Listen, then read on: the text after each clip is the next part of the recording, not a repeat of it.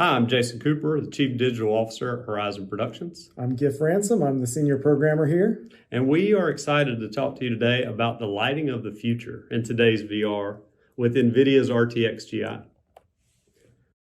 Let me tell you a little bit about Horizon first. We've been around a long time, almost 40 years. Traditional production company. Started out doing really high-end video, animation, 3D.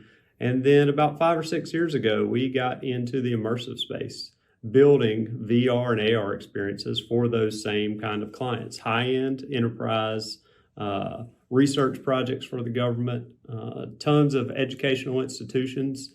And we took that work that we were doing and basically grew to where we were building some of the most elaborate and involved immersive experiences out there.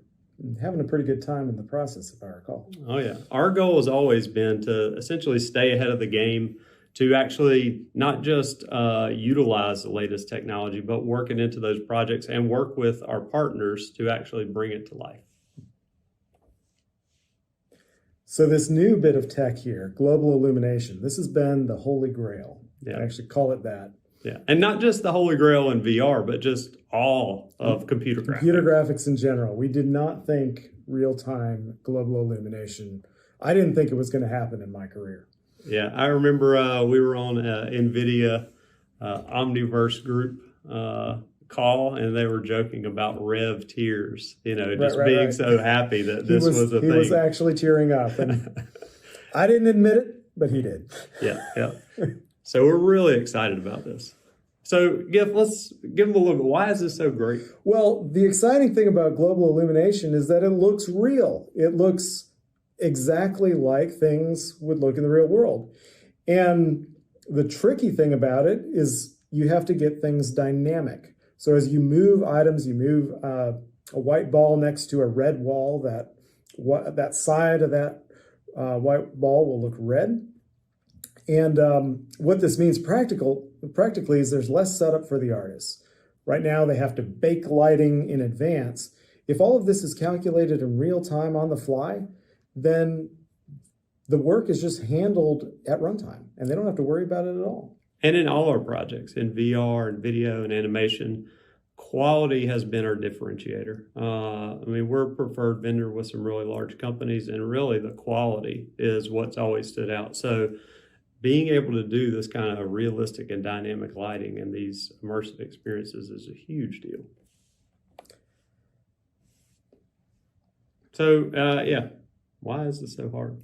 Well, the thing that's just stopped us from doing this over the years is that in order to know the color of one tiny part of your scene, you have to know the final color of everything and how it contributes. And the sort of brute force techniques that you have to use to do that have been prohibitive in real time. We didn't think this was going to happen. Yep. And so now, so many things are making this possible. So many new techniques. Maybe even talk a little bit about that. Artificial intelligence. Yeah, why is AI a big deal in this? Well, yeah. The idea is that we don't actually have the computation power to calculate everything everywhere. But if we calculate some key points throughout the scene, the AI denoising techniques that are around today can sort of interpolate between those intelligently.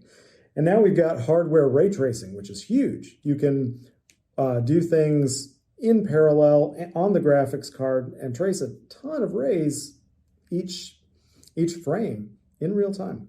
So it's an exciting time to be around in graphics. Coop, you remember the old joke that VR is the future and it always will be? I do, Giff. Every day here at Horizon, we feel like we are dabbling in the future, right? When we bring clients in and we put them in these experiences that we are creating, they're almost always just had no concept that any of it was possible. Mm-hmm. And virtual reality has it's opened up so many doors and made so many things possible.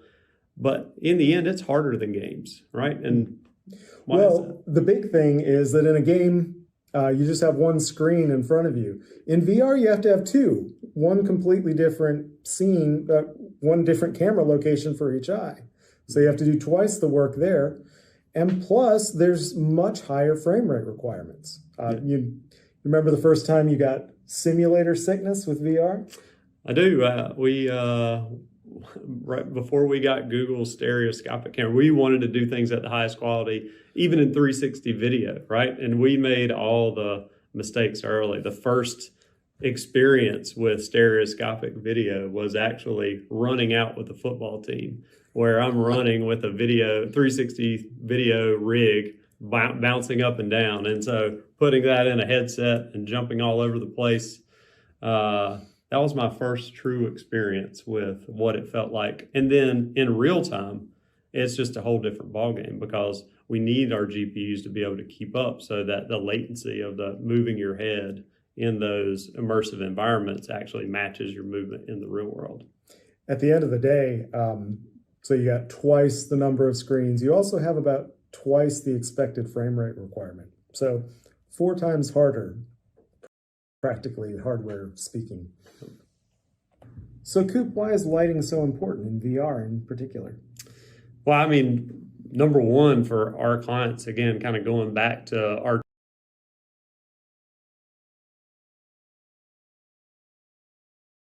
traditional work, quality is everything, right? People want us to be producing the highest quality experiences possible. But it's not just that in VR. Actually having things be dynamic is what's really challenging, and why lighting is important. I mean, in a video game or on a screen, you expect there to be some things you can interact with and maybe some things you can't. But if you're actually immersed as if it's your real self in the world, you expect to be able to interact with stuff and move stuff. And the moment you can't, it breaks immersion. Yep. Actually, we ran into this challenge on a project for immersion therapy. And one of the challenges of that project is we wanted to create the most realistic grocery store environment that we could. But we also needed to make it where all those thousands of products were actually like interactive and you could pick them up and those kind of things. And we came across a project that was out there that was one of the best looking grocery store environments that we had ever seen, especially in VR.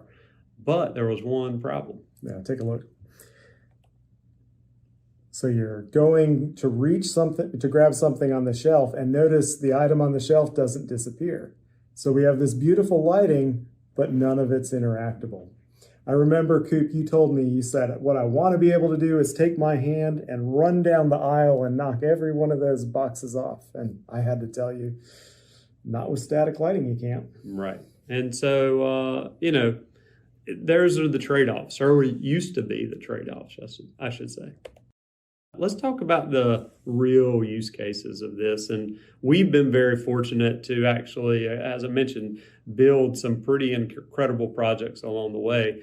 MX3D is one of those. This is a project we created in partnership with Lenovo. And the folks over at MX3 in Amsterdam, they really created the ability to 3D print with steel with these incredible kind of automotive robot arms, retrofitted with their technology. And their goal was to 3D print what is now probably the coolest looking bridge that's ever been created. But we built a VR project to actually show what that bridge was going to look like, kind of a pre-visualization once it was going to be installed. And I remember one of the really fun parts of that is that we were showing it in different times of day. So we had a day and night cycle going on, but at the time there was a problem that required dynamic lighting. Yep. And obviously that wasn't available to us. So we didn't have RTXGI, and now that we do, let's look at the difference that it makes. So here's the bridge without GI, and here is it with it. If you look at all the shadows and everything else going on, you just see a real unity to the scene. It just feels real. It doesn't feel with all these little bright colors like things don't really fit and are just put in there. It all works together. So what about saving the weekend with AI? That was another project that we did that was showed at Next Build. Yep. This project also with our partner Lenovo, just a really cool concept all around. Basically, you're in this experience, you are an architect having to come into the office on the weekend to solve this design challenge. And throughout the experience, you're using artificial intelligence. You're using AR inside of this VR experience, and you're using VR inside of VR. And there's some really cool stuff. You're basically taking a FaceTime call. We're using natural language processing to walk you through the whole experience, kind of a choose your own adventure thing. But one of the key storytelling moments in this is when you're inside of VR, in this VR experience, solving this design challenge about a lobby and making a design decision between smart glass versus blinds versus the building orientation. And so we really needed to be able to do this, realistic lighting as part of this experience. It was essential as part of the experience that you see when the parking garage is removed, that now you have this sunlight pouring into the lobby and it's just going to bake everybody. And you can see the importance with RTXGI, how much that gets the point across better. Take a look at this comparison. This is without RTXGI, and you can see as the shadow comes in, it's not really changing anything except where the sun is directly hitting. But with RTXGI, the light is spread and bounces all over the place, and it really makes the point better.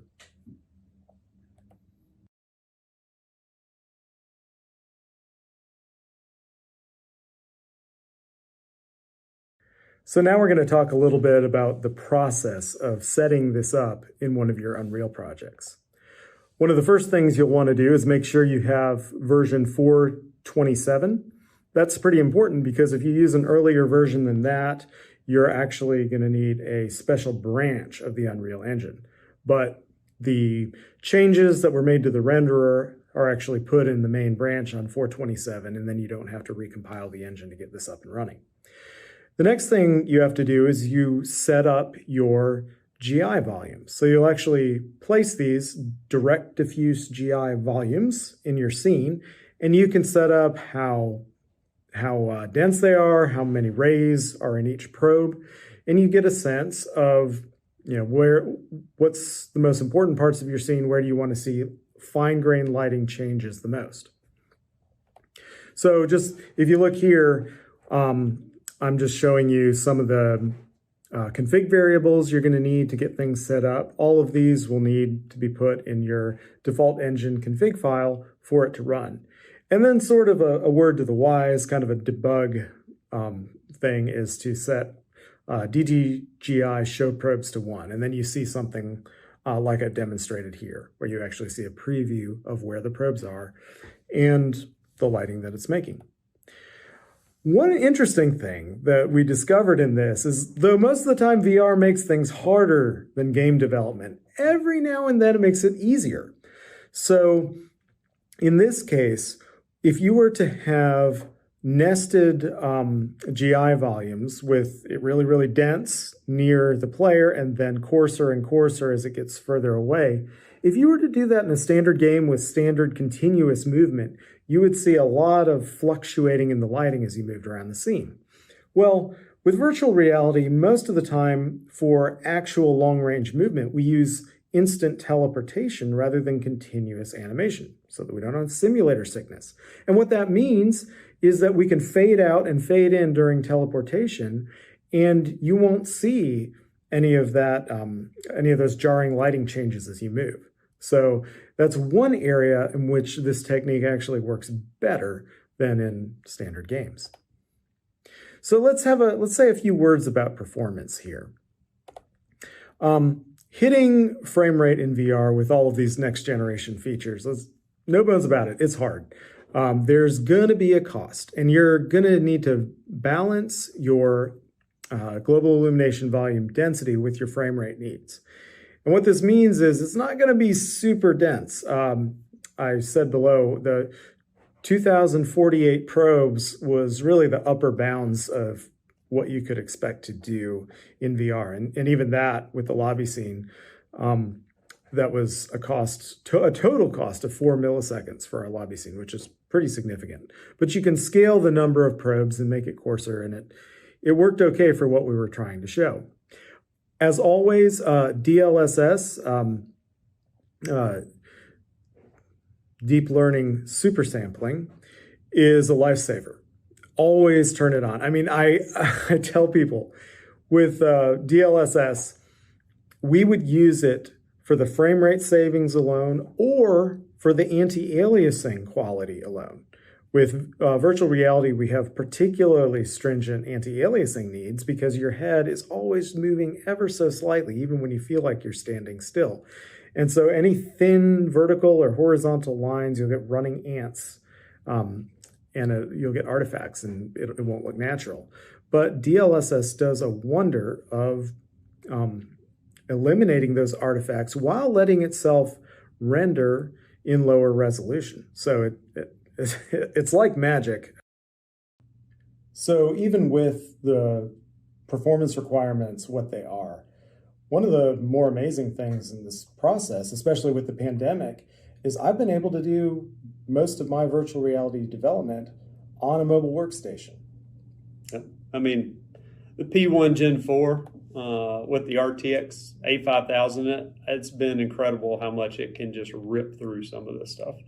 I mean, just even, having that portability, the flexibility to kind of take it with you, do your development anywhere has been a big deal. Oh, yeah. So let's talk a little bit about what's on the horizon, if you'll forgive me. It happens too much around here. It's a thing. Yeah. So some of the things we're looking forward to in the future in completing the VR tool set, we got to say, RTXGI, as exciting as it is, it's pretty coarse. The distances between probes, where it's just linearly interpolating between them, it's pretty big. And so for you to get something comparable to the static built lighting that you're used to, you're also going to want real-time ambient occlusion, which NVIDIA has. But as far as getting it working in stereo, that's still a little while off. Yeah. I mean, full disclosure, it's amazing, but there are still a few things that just aren't quite there. And I mean, they're in the pipeline, but it's not working 100% like you would want it to at the moment. That's just the facts. Well, most of these next-gen features trickle in with stereo support, and they're not often announced with big fanfare. Yeah. So you have to sort of check it out. And so RTX AO is one of those things. So every time you're looking at something and you say, wow, this looks great, always make sure you've tried it in a headset itself, because the proof of the pudding is in the eating. Yeah. And I mean, we find that to be the case all the time, right? We're always kind of testing these things out and pushing the boundaries of what they can do. I know one client told us one time, like, you guys are the field, right? And so we're just kind of here to give you some insights on how great it is, but, that kind of last 10% that's coming. Well, but we're seeing it in our lifetime. So we have real-time ray tracing and global illumination. I've said this is the most exciting advancements in real-time graphics in 20 years. The only thing I'd compare it to is when they started developing back in 2002 programmable shaders on graphics hardware. That was amazing and a game changer. And this is another one of those. Yeah, I mean, the quickness at which everything evolves in this particular field is unbelievable. And this leap of actual real-time global illumination, I personally never thought we would see it. And the fact that it's come to fruition and we've used it and we are using it in experiences in a headset, pretty amazing. Well, and to say nothing, if this is the most exciting time in graphics in 20 years, it's the most exciting time to be in VR ever. Yeah, yeah. So, I mean, jump on it, y'all. It's exciting stuff. Yeah. We'll be here to answer any questions now. Feel free to reach out to either Gift and I, or if you want to know more about our work, want to ask even more detailed questions about the projects we talked about or the implementations we discussed today. Hit us up in the chat. All right. Appreciate it.